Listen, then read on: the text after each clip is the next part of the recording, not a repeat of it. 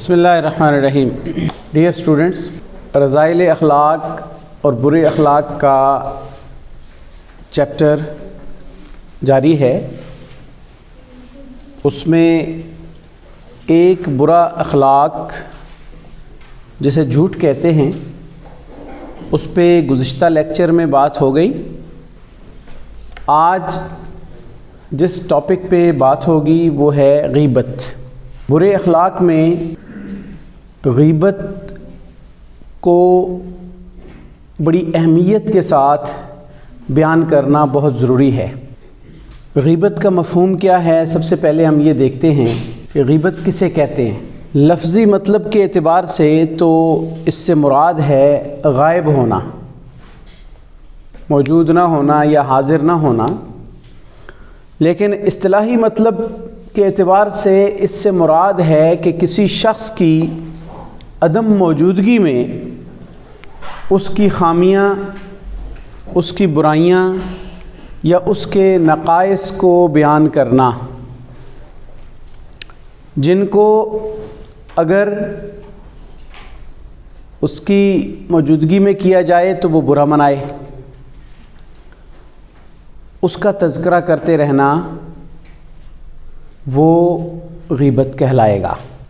آپ علیہ الصلوۃ والسلام نے غیبت کی تعریف اپنے الفاظ میں بھی ارشاد فرمائی اور فرمایا کہ الغیبت ذکرک اخاک بما یکرہ، کہ غیبت اسے کہتے ہیں کہ تو اپنے کسی بھائی کا ایسا ذکر کرے، ایسے الفاظ میں کرے جو اسے پسند نہ ہوں۔ اب غیبت کا یہ ایک مفہوم ہے، اس کے اندر محدثین مفسرین نے بہت ساری چیزوں کو شامل کیا ہے۔ اس میں اشارے کے ساتھ کسی کی تحقیر کرنا، کسی کے لباس، رنگ، قد کاٹ، شکل و صورت، اس کی عیب یا برائیاں بیان کرنا، اسی طرح کسی کی نقل اتارنا، کسی کی پیروڈی کرنا، یا کسی کو تحقیر آمیز اشارے کرنا کسی کے متعلق، یہ ساری چیزیں غیبت میں شمار ہوتی ہیں۔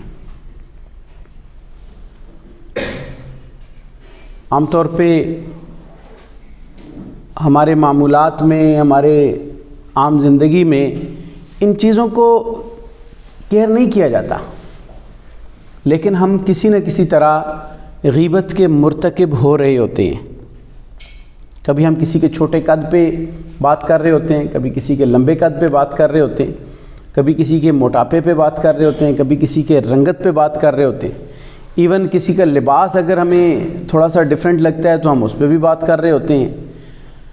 تو یہ ساری چیزیں جو انسانوں کے اپنے اختیار میں ہوں یا نہ ہوں، ان کے عیب اور نقائص جو ان کے اپنے اختیار میں ہوں یا نہ ہوں، یعنی بعض عیوب اور نقائص ایسے ہوں گے جو کسی نے خود اختیار کر رکھے ہوں گے کہ اس کی عادات، اس کے اطوار، اس کی جو ہے وہ بیہیویئر وہ بھی ہو سکتا ہے، اور کچھ میں تو اس کا اختیار ہی نہیں ہے کہ اس کا چھوٹا قد ہے یا بڑا قد ہے یا اس کی رنگت ہے، یہ تو اللہ تعالیٰ نے اس کو دے کر بھیجا ہے، یا شکل و صورت کو، یا کوئی جسم کے اندر کوئی پیدائشی عیب ہے یا کوئی کسی ایکسیڈنٹل ریزن کی وجہ سے کوئی عیب پیدا ہو گیا، تو یہ اس میں انسان کا تو اپنا اختیار نہیں ہے۔ تو اختیاری یا غیر اختیاری کوئی بھی شکل ہے، اس میں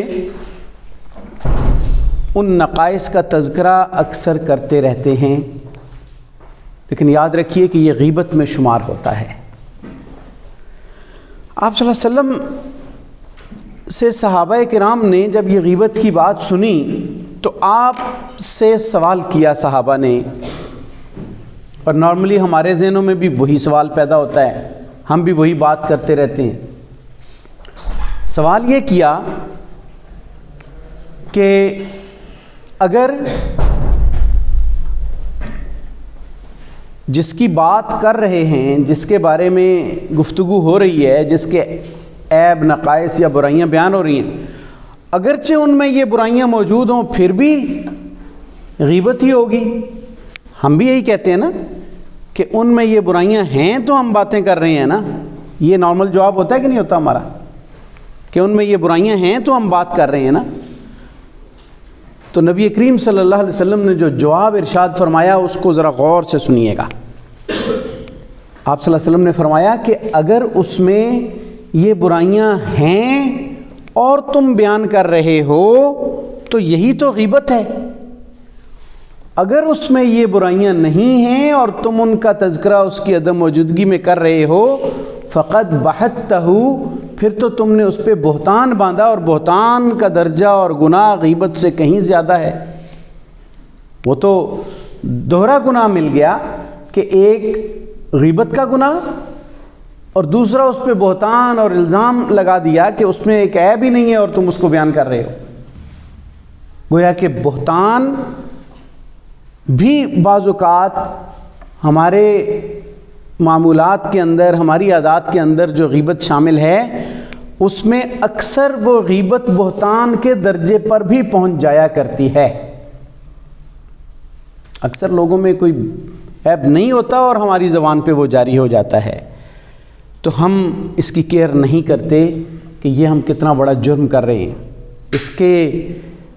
اس کا انجام یا اس کا گناہ کتنا بڑا ہے وہ آگے ہم اس کو ڈسکس کریں گے.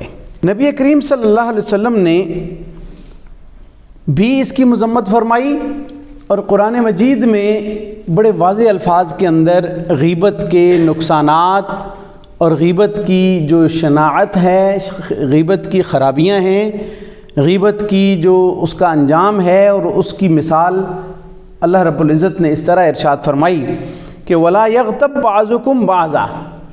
پہلے تو منع کر دیا, یعنی یہ ان امور میں سے ہے جن سے اللہ تعالیٰ نے قرآن میں منع فرمایا ہے, نواہی جن سے منع کیا گیا, ڈونٹس جن کو نہ کرنے کی بات کی گئی. وَلَا يَغْتَبْ بَعْضُكُمْ بَعْضًا, تم میں سے کوئی کسی کی غیبت نہ کرے. اب اس غیبت نہ کرنے کا حکم دے کر اللہ تعالیٰ نے ارشاد فرمایا کہ أَيُحِبُّ أَحَدُكُمْ أَن يَأْكُلَ لَحْمَ أَخِيهِ مَيْتًا. کیا تم میں سے کوئی شخص یہ پسند کرے گا کہ وہ اپنے مردہ بھائی کا گوشت کھائے؟ فَكَرِهْتُمُوهُ, یقیناً تم اس کو ناپسند کرو گے, ناپسند کرتے ہو. تو جیسے یہ مردہ بھائی کا گوشت کھانے کو ناپسند کرتے ہو, اسی طرح عدم موجودگی میں کسی بھائی کی برائیاں بیان کرنے سے بھی اجتناب کرو, اس کو بھی ناپسند کرو. یہ اس لیے ارشاد فرمایا. مردہ بھائی سے کیوں تشبیہ دی؟ بھائی جو مردہ موجود ہوتا ہے اگر اس کا کوئی گوشت نوچ نوچ کے کھانا شروع کر دے, وہ روک سکتا ہے؟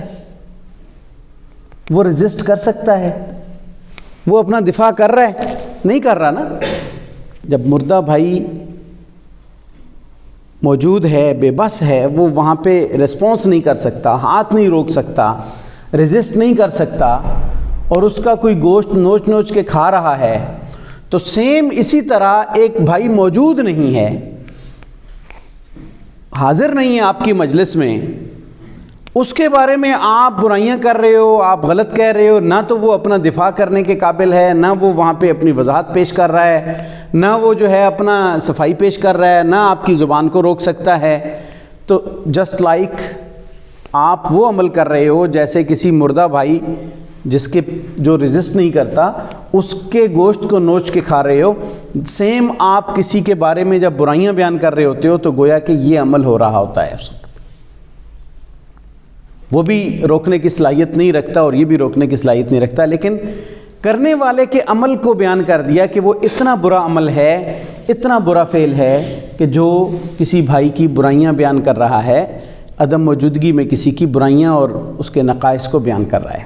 تو اس ارشاد کے بعد غیبت کی جو برائی ہے, غیبت کی جو شناعت ہے, غیبت کی جو اس کا جو انجام ہے, گویا کہ وہ ذکر کر دیا گیا. رسول اللہ صلی اللہ علیہ وسلم نے بھی اپنے فرامین میں اس سے منع فرمایا ہے.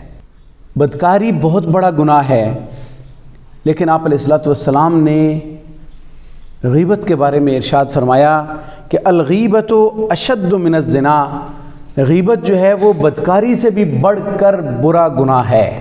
یعنی آپ صلی اللہ علیہ وسلم نے اس کی خرابی کو، اس کی برائی کو اس انداز سے واضح فرمایا۔ ایک صحابی نے پوچھا یا رسول اللہ وہ کیسے؟ تو آپ صلی اللہ علیہ وسلم نے ارشاد فرمایا کہ بدکاری کے بعد تو وہ توبہ کر لیتا ہے، مگر غیبت کرنے والے شخص کو اللہ تعالیٰ اس وقت تک معاف نہیں کرتا جب تک وہ اس سے معافی نہیں مانگ لیتا جس کی غیبت کی ہے۔ یعنی میں نے پہلے بھی آپ کو ایک بات سمجھائی تھی کہ بعض گناہوں کی توبہ ہے، لیکن ایسا گناہ جس کے اندر کسی کا حق مارنا موجود ہو، کسی کی حق تلفی کر لی، کسی کے ساتھ ظلم کر لیا، کسی کا مال دبا لیا، کسی کے جو ہے زمین دبا لی، کسی کے حقوق کو غصب کر لیا، توبہ سے بھی یہ گناہ معاف نہیں ہوتے جب تک کہ متعلقہ شخص کے ان حقوق کو ادا نہ کر دو۔ روایات میں آتا ہے کہ شہید کے خون کا قطرہ زمین پر گرنے سے پہلے اللہ اسے جنت میں داخل کر دیتا ہے، کوئی چیز اس کے راستے کی رکاوٹ نہیں بنتی۔ ہاں کسی کا حق موجود ہے، کسی کا قرض موجود ہے، وہ آ کے راستے میں کھڑا ہو جاتا ہے، جب تک وہ ادا نہیں ہوتا تو شہید کو بھی الاؤڈ نہیں ہوتا کہ وہ جنت میں جائے۔ حقوق کی اتنی اہمیت ہے، معاملات کی اتنی اہمیت ہے، کسی کا مال دبانا اس کو عبادات سے بڑھ کر سمجھو، اس لیے کہ عبادات کرتے کرتے کرتے ایک انسان سٹیج پہ پہنچ جائے اور ادھر سے حقوق دبائے ہوئے ہوں گے تو وہ ساری عبادات، ایک حدیث کے اندر آتا ہے کہ ایک وقت آئے گا کہ اگر کسی کے ساتھ زیادتی کی، بہتان باندھا، اس پہ جو ہے وہ اس کے ساتھ زیادتی کی، کوئی نقصان پہنچایا، تو قیامت والے دن وہ سارے اعمال اس کے کھاتے میں شفٹ ہونا شروع ہو جائیں گے۔ ایک لمبی حدیث ہے جس میں آپ صلی اللہ علیہ وسلم نے پوچھا کہ میری امت کا غریب شخص کون ہے؟ تو سب نے کہا کہ جس کے پاس مال و دولت نہیں ہے، تو فرمایا نہیں، میری امت کا غریب شخص وہ ہے جو قیامت والے دن بہت سارے اعمال کے ساتھ آئے گا، بہت ڈھیر لگے ہوں گے اعمال کے، لیکن اس نے ایک کو نقصان پہنچایا ہوگا، کسی پر غیبت کی ہوگی، کسی پر بہتان باندھا ہوگا، کسی کا حق چھینا ہوگا، تو اب دنیا میں معافی تو نہیں کروائی، تو اب کیا ہوگا کہ وہ فرشتے جب پیش کریں گے تو اس وقت یہ کہا جائے گا کہ اب کیا کرو کہ اس کی نیکیاں جو ہے وہ ان کے کھاتے میں ڈالتے جاؤ تو کمپنسیشن ہو جائے گی۔ فرشتے نیکیاں اٹھا اٹھا کے جن کا حق مارا ہوگا ان کے کھاتے میں ڈالیں گے۔ اس لیے اگر کوئی آپ کو تنگ کر رہا ہو تو یہ قیامت والے دن کمپنسیشن بڑی زبردست ہے۔ جب ایک ایک نیکی کوئی نہیں دے گا تو اس وقت ایک طرف سے نیکیوں کا ایک اکاؤنٹ کھلا ہوا ہوگا، جو بہت زیادتیاں کر رہا ہے، جو بہت برا بھلا کہہ رہا ہے، اس کی طرف سے آٹو ٹرانزیکشنز شروع ہو جائیں گی۔ تو وہ جو آٹو ٹرانزیکشنز ہیں نا، وہ فرشتے وہاں سے نیکیاں ساری اٹھا کے اس کے کھاتے میں ڈالنا شروع کر دیں گے۔ پھر فرشتے آئیں گے کہ یا اللہ، یہ جو بندہ ہے اس نے اتنے حق مارے ہیں، ساری نیکیاں تو ختم ہو گئی ہیں اور ابھی بھی ان کی کچھ چیزیں باقی ہیں، اس لیے خدا کا خوف اپنے اعمال کو بچانے کے لیے بھی کر لینا چاہیے۔ ابھی اس کے حقوق باقی ہیں اور اس کی نیکیاں، اس کا اکاؤنٹ خالی ہو گیا ہے۔ پھر اللہ تعالیٰ فرمائے گا کہ اب اس طرح کرو کہ ان کے گناہ اٹھا کے اس کے کھاتے میں ڈالنا شروع کر دو۔ بات سمجھیں؟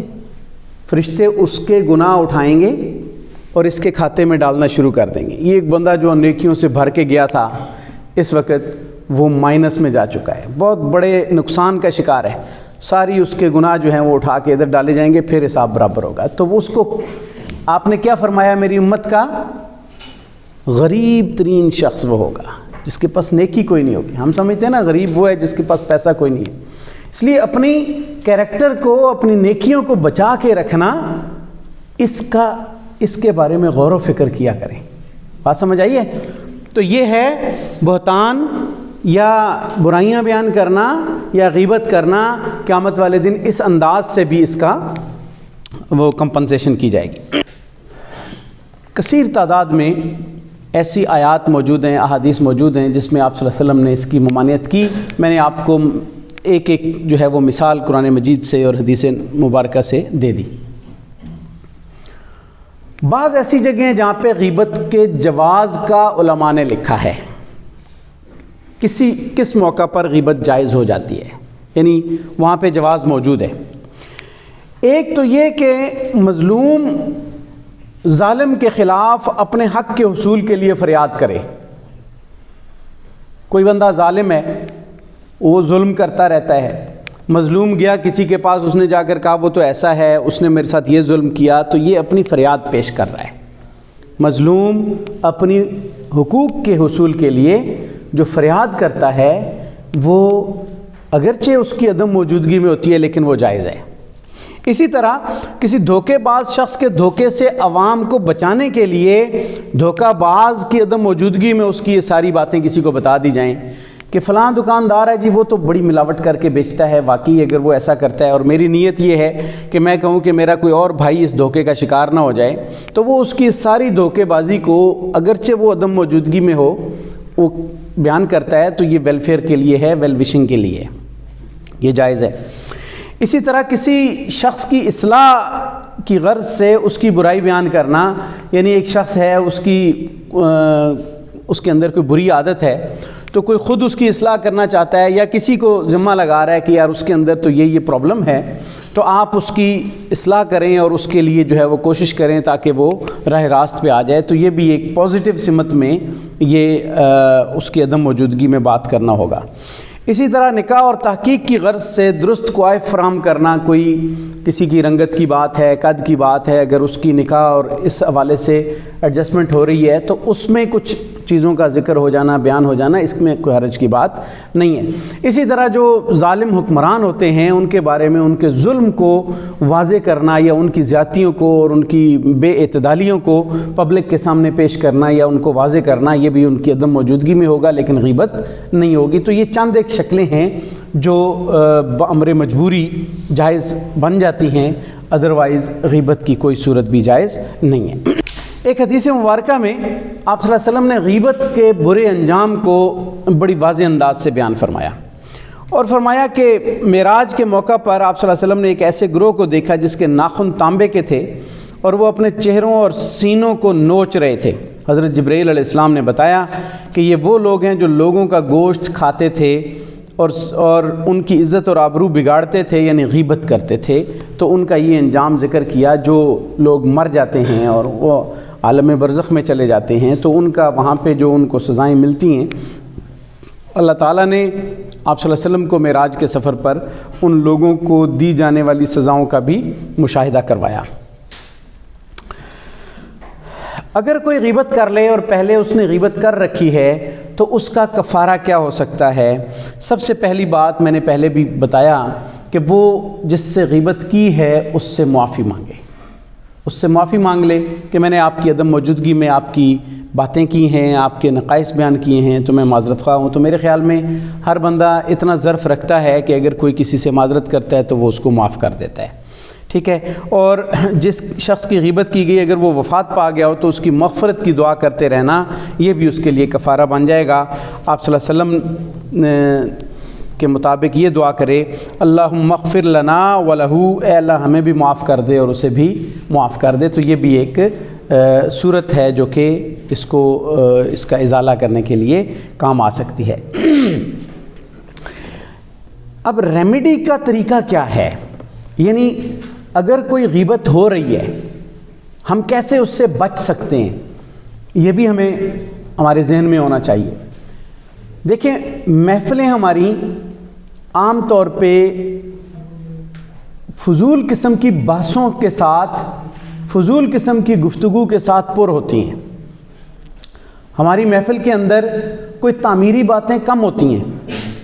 میں نے آپ کو یہ بتایا تھا کہ عظیم لوگ وہ ہوتے ہیں جو آئیڈیاز پہ باتیں کرتے ہیں جب بیٹھتے ہیں، متوسط لوگ وہ ہوتے ہیں جو ایونٹس پہ باتیں کرتے ہیں، کسی خاص واقعہ کے بارے میں بات کرتے ہیں، اور لو لیول کے ذہنیت کے لوگ، کم تر ذہنیت کے لوگ وہ ہوتے ہیں جو پرسنالٹیز کو ڈسکس کرتے ہیں اپنی گفتگو کے اندر۔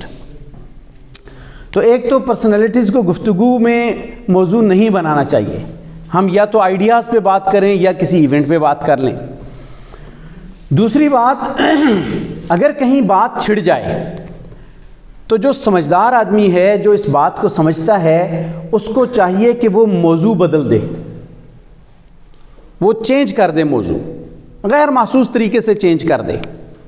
یا دوسری صورت یہ ہے کہ وہ کہہ دے کہ یار یہ غیبت ہو رہی ہے، آپ اس کو چھوڑیں، کوئی اور بات کرتے ہیں۔ آپ محفل کا موضوع بدلنے میں کوئی مشکل ہوتی ہے؟ اگر پھر بھی وہ باز نہیں آ رہے، سارے بیٹھے ہوئے غیبت کے اندر غرق ہو چکے ہیں، مستغرق ہیں اور نہیں باز آ رہے، تو بہترین طریقہ یہ ہے کہ اس محفل کو چھوڑ دیا جائے۔ خود تو ملوث نہ ہو نا انسان، وہ اس محفل سے اٹھ کے چلا جائے۔ یہ بہترین طریقہ ہے کہ ہم غیبت سے اپنے آپ کو بچانے کے لیے یہ 3-4 اقدامات کر لیں۔ اگر ہو سکے تو انہیں غیبت کے نقصانات، غیبت کا گناہ یہ سمجھا کے خاموش کرایا جائے، اور اس کی پریکٹس ریگولر کرنی پڑے گی، کیونکہ ہماری محفلیں غیبت سے پاک نہیں ہیں۔ ہر محفل میں غیبت ہوتی ہے، ہر ہمارا جو گفتگو ہے اس کا موضوع غیبت پر ختم ہوتا ہے، اس لیے اس سے بچنے کے لیے یہ چند ایک ریمیڈیز ہیں۔ جس طرح باقی سارے برے اخلاق کا معاشرے پر برے نتائج اور اثرات مرتب ہوتے ہیں، اسی طرح غیبت کے بھی برے اثرات اور برے نتائج مرتب ہوتے ہیں معاشرے پر۔ سب سے پہلی بات جس کو جو غیبت کے نتیجے کے طور پہ معاشرے میں فروغ پاتی ہے، وہ باہمی نفرت ہوتی ہے۔ معاشرے محبتوں کے ساتھ پروان چڑھتے ہیں، اچھے تعلقات کے ساتھ پروان چڑھتے ہیں، لیکن جب غیبت کا فروغ ملتا ہے تو جس کی غیبت کی جائے اس کو اگرچہ اس وقت پتہ نہیں چلتا، لیکن اگر کسی سورس سے اس کو پتہ چل جاتا ہے تو اس کا غیبت کرنے والے کے بارے میں کیا ذہن بنے گا، اس کا اندازہ لگایا جا سکتا ہے۔ اس سے نفرتیں پھیلتی ہیں، وہ سوچے گا کہ میرے بارے میں یہ عدم موجودگی میں اس طرح بات کرتا ہے، وہ اس کے بارے میں باتیں کریں گے، تو ایسے الزام در الزام اور غیبت در غیبت کا سلسلہ چل نکلے گا۔ نتیجہ یہ نکلے گا کہ معاشرے میں لوگوں کے اندر باہمی نفرت اور عداوت عروج پہ پہنچ جائے گی، جو معاشرے کی تباہ کاری کے لیے بہت اہم رول پلے کرے گی۔ اسی طرح دشمنی کے جذبات پیدا ہو جاتے ہیں، غیبت کی وجہ سے دشمنیاں جنم لیتی ہیں۔ نفرت، جو باہمی نفرت ہے، اس اگلے درجے پہ چل کے دشمنی کا روپ دھار لیتی ہے، اور لوگوں کا ذہنی سکون برباد ہو جاتا ہے۔ اور وہی نفرت دشمنی کا روپ جب دھارتی ہے تو پھر ایسے واقعات ہوتے ہیں کہ برداشت تو اتنی زیادہ ہے نہیں، نتیجہ یہ نکلتا ہے کہ بعض اوقات نوبت قتلوں تک پہنچ جاتی ہے، بعض اوقات لڑائی جھگڑے مار کٹائی تک نوبت پہنچ جاتی ہے، جو کہ معاشرے کی بدترین صورت ہوتی ہے، جو کہ معاشرے کی ایک بہت بری اور مکروہ شکل بن جاتی ہے، جب معاشرے میں لوگ ایک دوسرے کے ساتھ باہم دست و گریبان رہتے ہوں، لڑائی جھگڑے کے ساتھ رہتے ہیں اور قتل و قتال کی صورت بن جاتی ہو۔ اسی طرح تکبر پیدا ہوتا ہے، جو غیبت کرنے والا ہے وہ بڑا بن کے اپنے آپ کو نیک اور پارسا بنا کے دوسرے کی برائیاں اور کمیاں بیان کر رہا ہوتا ہے، گویا اس کے اندر کوئی کمی نہیں ہے۔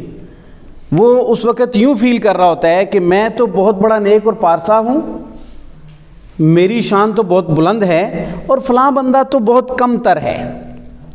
اس کے بارے میں جو وہ بات کرے گا گویا اس کو نیچا دکھا رہا ہے، خود اپنے آپ کو بڑے لیول پہ، بڑے مرتبے پہ فائز سمجھ کے بات کر رہا ہوتا ہے۔ تو اس سے کیا ہوتا ہے کہ تکبر کا جو ایک لیول ہے وہ ڈیولپ ہونا شروع ہوتا ہے، اور تکبر اس کے اندر پیدا ہوتا ہے، اور تکبر کو جو صرف اللہ کی صفت ہے وہ انسان اختیار کرنے کی کوشش شروع کر دیتا ہے۔ اس کے ساتھ ساتھ اللہ تعالیٰ کی ناراضگی کی بات، کہ اللہ تعالیٰ غیبت سے سخت ناراض ہوتا ہے۔ خود اللہ تعالیٰ نے جب اس کی مثال مردہ بھائی کے گوشت کھانے سے تشبیہ دے کر ارشاد فرمائی ہے، تو اس کا مطلب ہے خود اللہ نے فَكَرِهْتُمُوهُ انسانوں کو بھی فرمایا کہ اس کو تم ناپسند کرو گے۔ تو جس کو خود اللہ فیصلہ سنا کے فرما رہا ہے کہ یہ تم ناپسند کرو گے، تو اللہ خود اس کو کہاں پسند کرتا ہے؟ اللہ کی ناپسندیدگی کا ذریعہ ہے اور اللہ کی ناراضگی کا ذریعہ بنتی ہے غیبت۔ جس شخص کی غیبت کی جاتی ہے وہ آہستہ آہستہ ڈھیٹ اور بے خوف ہو جاتا ہے اور اس کے لیے اصلاح کا موقع بھی ختم ہو جاتا ہے۔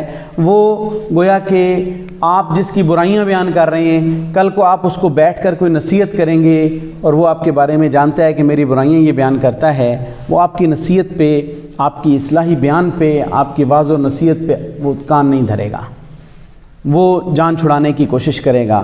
اور احساس کمتری پیدا ہوتا ہے لوگوں کے اندر جب آپ لوگوں کے خامیاں بیان کرتے ہیں، جب آپ لوگوں کے نقائص بیان کرتے ہیں۔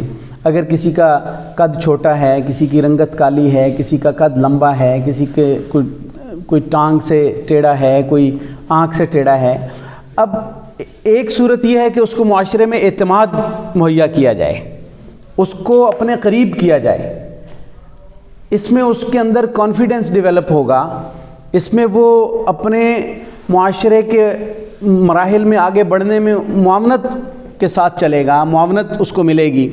لیکن اگر اس کے نقائص بیان کیے جائیں گے اور اس کو اس چیز کا اندازہ ہو جائے گا، لوگ پھپتیاں کستے رہیں گے، لوگ اس پہ آوازیں کسیں گے یا اس کی غیبت کرتے رہیں گے، تو نتیجہ یہ نکلے گا کہ وہ آہستہ آہستہ احساس کمتری کا شکار ہو کے ہمت ہار سکتا ہے، وہ لوز کر سکتا ہے اپنے کانفیڈنس کو، اور جب کوئی بندہ کانفیڈنس لوز کر جاتا ہے تو معاشرے میں آگے نہیں بڑھ سکتا، وہ اس کی ترقی کی رفتار رک جاتی ہے۔ تو یہ ساری چیزیں غیبت کی وجہ سے وجود میں آتی ہیں۔ اس کے علاوہ بے شمار نقصانات ہیں جن کو ہم اپنی عام زندگی کے اندر دیکھتے رہتے ہیں۔ اگر اس سے بچ جائیں تو ہم ایک دوسرے کا اعتماد بھی پا لیں گے، اگر اس سے ایوائڈ کر لیں تو ہم اللہ تعالیٰ کی رضامندی کا باعث بھی بن جائیں گے اور اپنے اعمال اور اپنے نیکیوں کو بھی بچا پائیں گے۔ اللہ تعالیٰ ہم سب کو غیبت سے بچنے کی توفیق عطا فرمائے۔